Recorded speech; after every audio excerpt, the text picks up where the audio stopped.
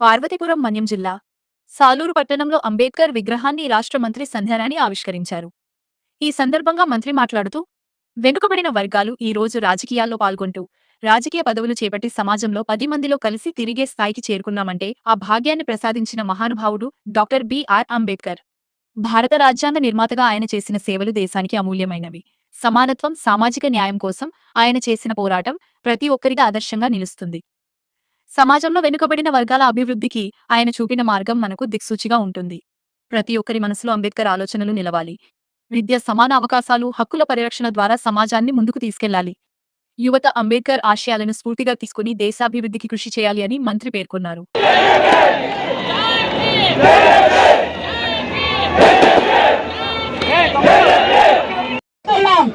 రాజకీయాలు చేస్తున్నాం, 10 మందిలో కలిసి తిరిగే భాగ్యాన్ని ప్రసాదించిన మహానుభావుడు ఆ మహానుభావుడు. ఈ రోజు మనం అనుసరిస్తున్న రాజ్యాంగాన్ని అంబేద్కర్ గారి రాజ్యాంగం అని మనం సగర్వంగా చెప్పుకుంటున్నాం. అంబేద్కర్ గారి రాజ్యాంగాన్ని ఈ రోజు ఫాలో అవుతున్నటువంటి పోలీస్ వ్యవస్థ అంతా, న్యాయ వ్యవస్థ అంతా అంబేద్కర్ రాజ్యాంగాన్ని ఫాలో అవుతున్నారు.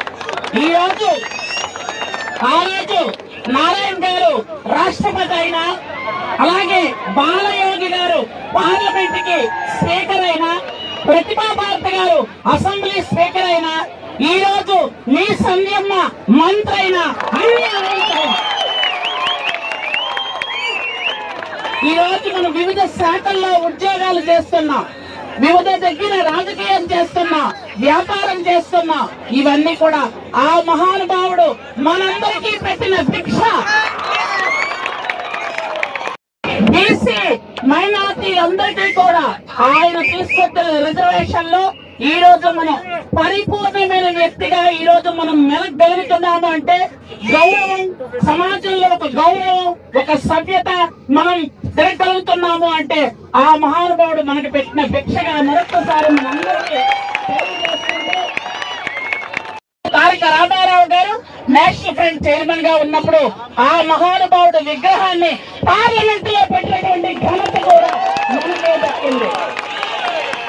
విద్యార్థులకు అంబేద్కర్ ఓవర్సీస్ విద్య అని పెట్టినటువంటి చంద్రబాబు నాయుడు గారు కూడా ఈ రోజు కూడా ఆ పథకాన్ని మనం కొనసాగిస్తున్నాం.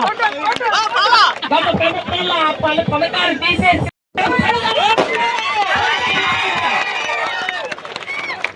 పెట్టి చూపించాం. ఎందుకంటే ఆ దేవుడి విగ్రహం ఇక్కడ ఉంటే మనకి ఎంతో భరోసా, భద్రత, న్యాయం, ఇక్కడ చూసినటువంటి ప్రతి ఎస్టీ, ఎస్సీ, బీసీలందరికీ కూడా ఆయన ఉన్నారనే ఒక ధైర్యం రావాలి.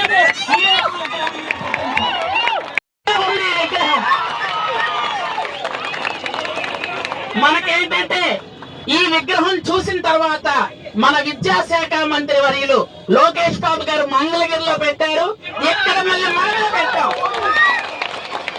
కాబట్టి మీ అందరికీ మరొక్కసారి తెలియజేస్తున్నాను, ఆ మహానుభావుడు చూపించిన మార్గంలో మనందరం ముందుకెళ్ళాలి.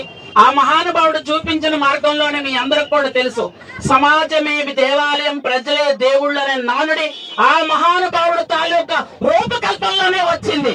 కాబట్టి అందరూ ఆ విధంగా ముందుకెళ్తూ ఆయన తాలూకా ఆశయాలను ముందుకు తీసుకెళ్లాలని మిమ్మల్ని అందరినీ కోరుకుంటూ